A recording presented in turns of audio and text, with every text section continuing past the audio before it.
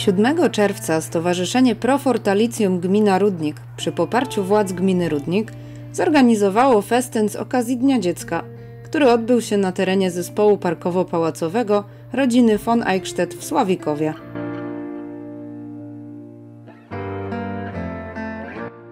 Witam Was dzisiaj ze Sławikowa. Właściwie niemalże rok temu, bez bodajże 2 dni, nakręciłam tutaj pierwszy film na kanał, a dzisiaj mamy tu wielką fetę, Dzień Dziecka w pałacu, który jest obecnie poddawany zabezpieczeniom. No i będę się Wam starała pokazać, jak imprezujemy. Idę! Do Sławikowa zawitało kilka niesamowitych grup rekonstrukcyjnych. Chłopcy z lasu, Stowarzyszenie Odra 1945, Piechota Her, jak i Dręgowie z Nadgórnej Odry.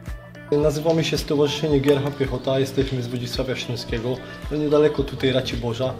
No i poproszono nas dzisiaj, żeby wzbogacić właśnie ten event, który tutaj żeście przygotowali naszymi zbiorami, które latami się zbiera, latami powiedzmy wystawia się gdzieś w muzeach. No i dzisiaj specjalnie do Was przyjechaliśmy, żeby pokazać to coś, co było wtedy właśnie używane na co dzień i to, co było w wojsku i na wojnie postrzegane jako dobro, jako zło, no ale no, takie były czasy, no to dzisiaj chcieliśmy właśnie to przedstawić i pokazać. Przygotowaliśmy takie stanowiska jak szpital polowy, który tutaj można zobaczyć, można zapytać, z wyposażeniem oczywiście.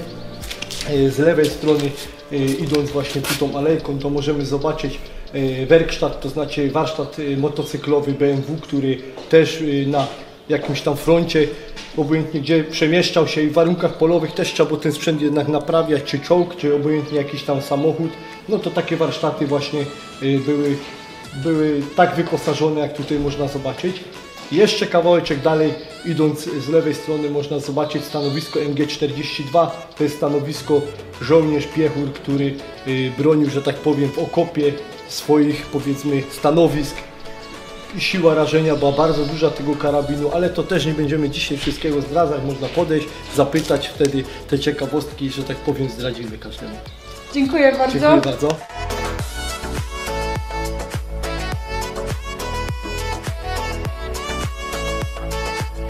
Witam Państwa serdecznie. Jesteśmy grupą rekonstrukcji historycznej. Nazywamy się Chłopcy z Lasu. Odtwarzamy, jak tu widać, po umundurowaniu. Kolega jest w lekkim mundurowaniu Powstania Warszawskiego. Koleżanka jest z armii Andersa, tak zwana pestka. One uczestniczyły w walkach pod Monte Cassino i cały szlak bojowy generała Andersa. Co jeszcze takiego ciekawego można powiedzieć, najmłodszą pestką była 16-latka, która jeździła ciężarowym samochodem Studebakerem. Była w kompanii transportowej. One dowoziły amunicję, paliwo, zaopatrzenie. Ja jestem w umundurowaniu pierwszej brygady pancernej generała Maczka, 8 batalion strzelców brabanckich. Tutaj mamy nasz proporzec, nasze barwy. Z takich rzeczy, które my przywieźliśmy, mamy tutaj granatnik przeciwpancerny typu Piat do niszczenia czołgów i 2 karabiny maszynowe Bren MK2 na licencji czeskiej, zaprojektowane przez Wacława Holka, Czecha. Później Anglicy kupili licencję. Ostatnia sztuka, która była używana Brena, to była na Falklandach, Maldiwach. No coś więcej. Jesteśmy grupą pasjonatów i chętnie zapraszamy na naszą stronę, jak również tutaj.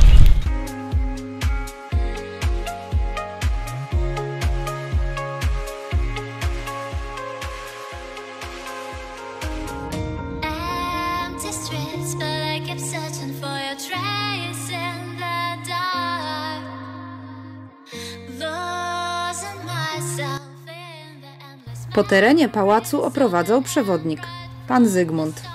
Chętnych nie brakowało. Można było dowiedzieć się naprawdę wiele.